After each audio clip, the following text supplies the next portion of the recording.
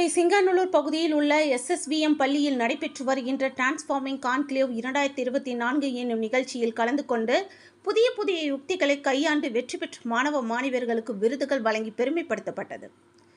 கோவை சிங்காநல்லூர் பகுதியில் SSVM பள்ளியில் 1ஆம் தேதி முதல் 3ஆம் தேதி வரை 3 நாட்கள் நடைபெறும் டிரான்ஸ்ஃபார்மிங் கான்க்ளேவ் 2024 என்னும் நிகழ்ச்சியில் 2வது நாளில் சிறந்த மாணவ மாணவியர்களின் அறிவுத்திறன்களுக்கான விருதுகள் வழங்கப்பட்டது.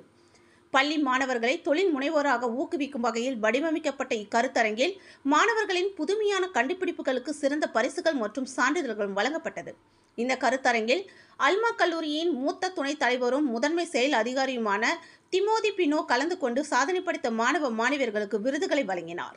உலகம் முழுவதும் உள்ள இளம் மாணவர்களின் உள்ள திறமைகளை வெளிக்கொண்டு வரும் வகையில் இவ்விருதுகள் வழங்கப்பட்டது. இந்த போட்டிகளில் கலந்து கொள்ள உத்தரப்பிரதேசம், ராஜஸ்தான், மத்திய பிரதேசம், குஜராத் மற்றும் அஸ்ஸாம் போன்ற மாநிலங்களில் உள்ள பள்ளிகளில் இருந்து 250க்கும் மேற்பட்ட மாணவ மாணவியர்கள் கலந்து கொண்டு தங்களது தனித்திறன் மற்றும் குழுத்திறன்களை வெளிப்படுத்தினர். இதில் சிறந்த திறன்களை வெளிப்படுத்திய கோவையை சேர்ந்த சின்மயா பள்ளி மாணவர்களுக்கான ஜெயம் மங்களமோடி, அர்ணவ் அகர்வால் மற்றும் கதிர் சவாச்சாரியா ஆகியோர் புவி வெப்பமயமாதல் குறித்த மூலக்கூறுகளை கண்டறிந்து முதல் பரிசை வென்றனர். இவர்களுக்கு முதல் பரிசுக்கான தொகை 1 லட்சம் மற்றும் சான்றிதழ்கள் வழங்கப்பட்டது.